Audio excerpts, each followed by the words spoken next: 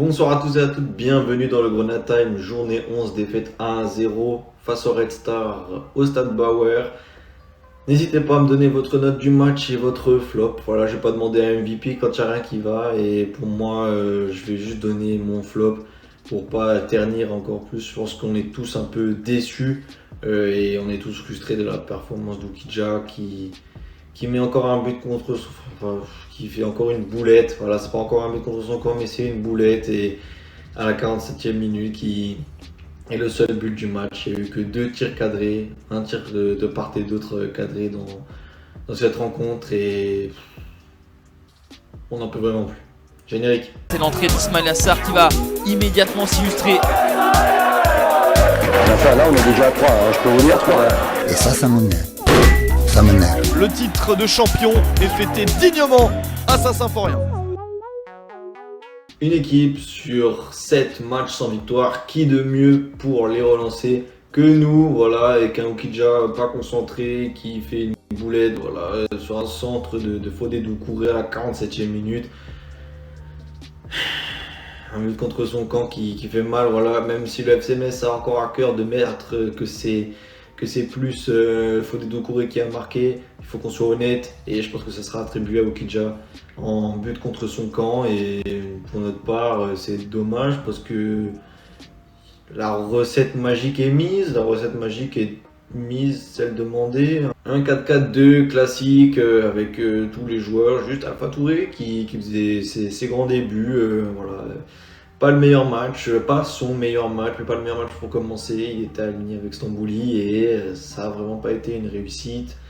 Offensivement, 15 tirs et un seul cadré. C'était ça le problème. Le problème, c'était pas encore de se les créer. Quand j'ai dit avec Sabali, il faut se les créer, c'est surtout les finir. Et là, on a été d'une inefficacité. Et je le sentais pas ce match. Comme je vous ai dit, voilà, je voyais peut-être plus de buts. Je voyais un 2-2 parce que Red Star, franchement, il n'y avait pas grand chose en face. Hein, vu que offensivement, il y a 4 tirs, un seul cadré. Et on les a pas inquiétés alors que toutes les équipes de Ligue 2 les inquiétaient. Hein. Franchement, je vous ai dit, 7 matchs sans victoire avec dans les 5 derniers matchs 3 défaites. Enfin, c'est... Voilà, donc on relance encore une équipe qui était 16e du championnat, on leur donne 3 points. Ils sont au domicile, donc c'est bon pour eux, mais c'est très mauvais pour nous. En termes de statistiques, on est donc, comme je vous ai dit, à 4 tirs pour eux et 1 cadré, 35% de possession. Wow, on a la possession, 345 passes, 78% de passes, 2 cartons jaunes, ils ont mis l'impact. Et pour notre part, voilà, 15 tirs, 1 cadré, vraiment un réalisme qui fait peur. 65% de possession, 591 passes. On n'a pas été là dans l'impact, on voit, enfin... Non, franchement, un match à oublier et c'est dommage parce que c'est vraiment des matchs où il faut revenir au moins avec le point du nul. Si on n'arrive pas à s'en sortir avec le point du nul dans ces matchs au piège, il faut même pas y aller. Au lieu de parler de nous et de notre performance plate, mauvaise, mais surtout plate, on va parler des autres résultats. 3 a gagné 3-0, voilà, chez eux, face à Pau, qui était pourtant une équipe pas si mauvaise. Grenoble et Annecy se sont neutralisés alors qu'ils sont plutôt hauts dans ce championnat. Amiens a réussi à ramener le point du nul chez eux face au Paris FC. Voilà, donc Amiens qui fait aussi une bonne performance. Le Red Star qui donc franchement se relance et qui se donne de l'air dans ce bas de tableau face à nous. Clermont qui gagne 2-1 face à Laval. 2-2 entre Bastia et Rodez. Donc si vous regardez jusqu'à présent les équipes qui étaient derrière nous, coude à coude avec nous, elles sont... pas non plus avec des super résultats, voilà, mais ça va se corser un peu après, puisque Guingamp gagne chez eux face à Ajaccio 1-0, Caen gagne 3-0 à Martigues, et Lorient recolle en renversant le match, en passant de 2-0 à 4-2, à 10 contre 11 certes, mais à 4-2, face à Dunkerque. Par quoi cela se traduit-il au classement? Le Paris FC reste toujours leader, mais rejoint du coup par Lorient à 25 points. Lorient qui donc à 23 points est hors de portée. Voilà, ceux que je louais face à Guingamp et leur contre-performance avec ce but à la 97e n'est plus valable. Ils sont hors de portée de toute équipe. Voilà, puisque l'équipe derrière c'est Annecy qui est à 19 points et donc au mieux avec une victoire serait à 22 points.